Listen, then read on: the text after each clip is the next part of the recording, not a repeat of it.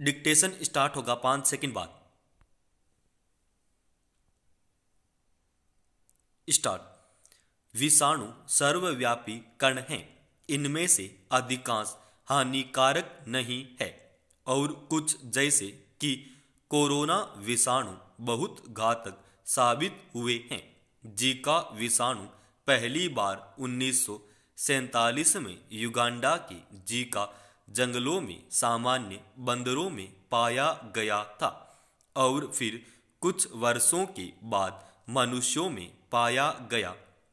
ऐसा लगता है कि यह फिर से लोगों में फैल रहा है।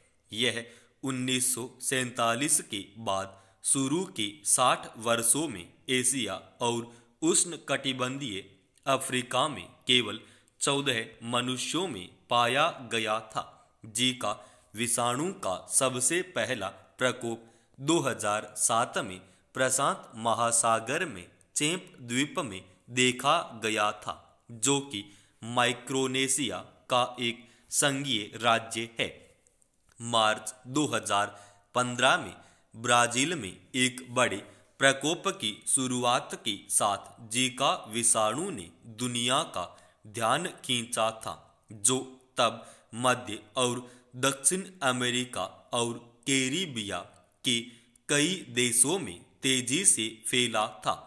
इस प्रकोप से बहुत से अजन्मे बच्चों में माइक्रोसेफेली पाई गई। यह एक ऐसी स्थिति है जिसके परिणाम स्वरूप भ्रूण में मस्तिष्क का विकास अवरुद्ध हो जाता है। इसके साथ साथ गुलियन बेरे सिंड्रोम और विषाणु से संक्रमित वयस्कों और बच्चों में न्यूरोपैथी, तंत्रिकाओं की क्षति जैसे लक्षणों में वृद्धि पाई गई।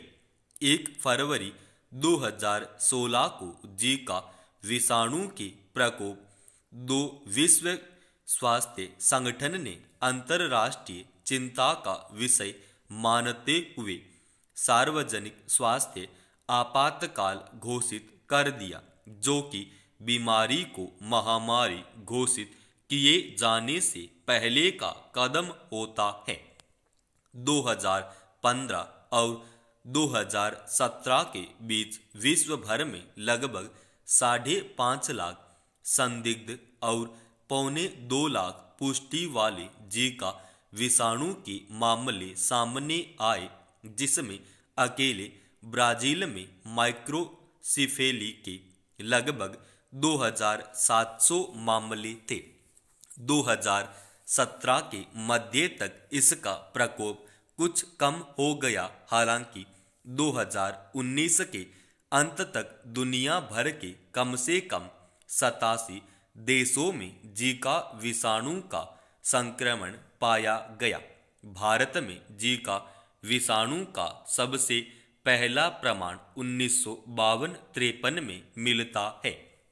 भारत के विभिन्न हिस्सों में national institute of virology Pune द्वारा किए गए एक व्यापक अध्ययन में मनुष्यों ने जीका विषाणु के खिलाफ एंटीबॉडी पाई गई थी। भारत में जीका विषाणु के संक्रमण से पहले प्रत्यक्ष मामले 2017 में दर्ज किए गए थे।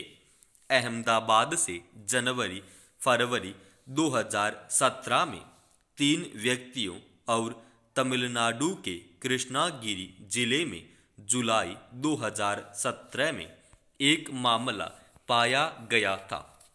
2018 में मध्य प्रदेश में 130 मामले और राजस्थान से 159 मामले दर्ज हुए थे।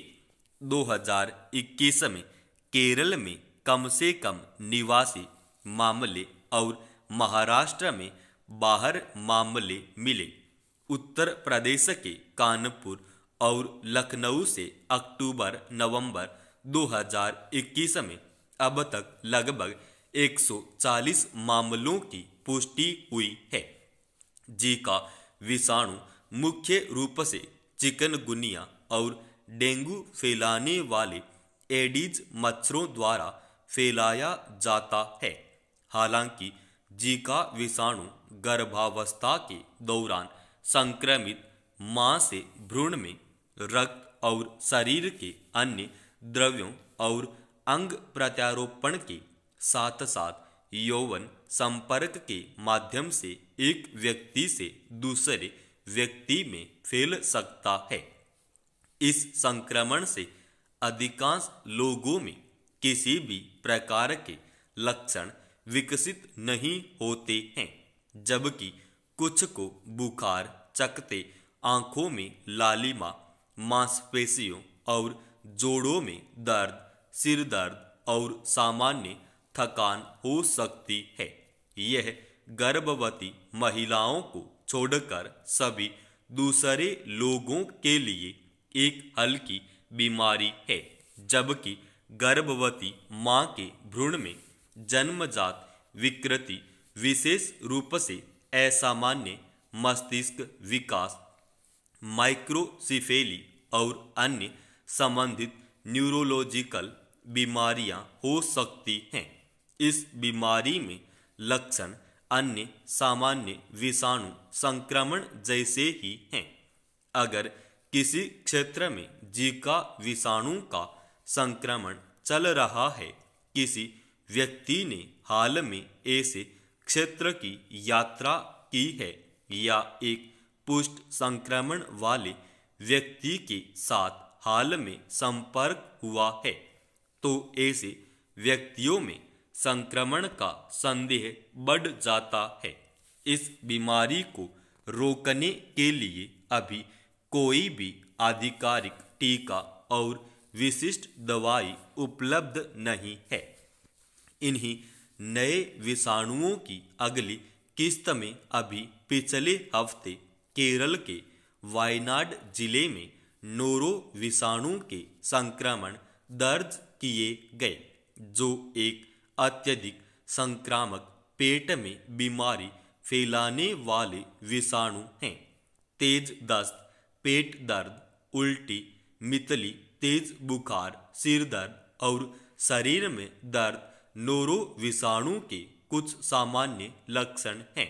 यह भी जीका विषाणु की तरह ही वयस्क स्वस्थ लोगों को आमतौर पर प्रभावित नहीं करता, लेकिन छोटे बच्चों, बुजुर्गों और पहले से किसी गंभीर बीमारी से पीड़ित लोगों जैसे blood pressure, diabetes, cancer, asthma, फेफड़ों की बीमारी, हृदय संबंधी रोग और पेट के गंभीर रोगियों के लिए खतरनाक हो सकता है।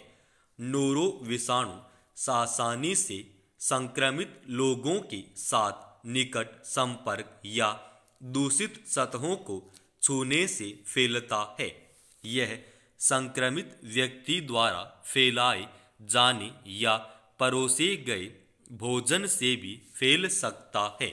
जीका और नोरी विषाणुओं के ताज़ा प्रकोप की वर्तमान रिपोर्ट भारत में नागरिकों के लिए तत्काल चिंता का विषय नहीं है।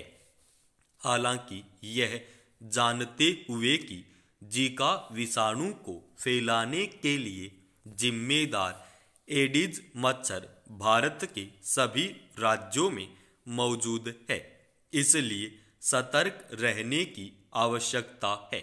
समाप्त।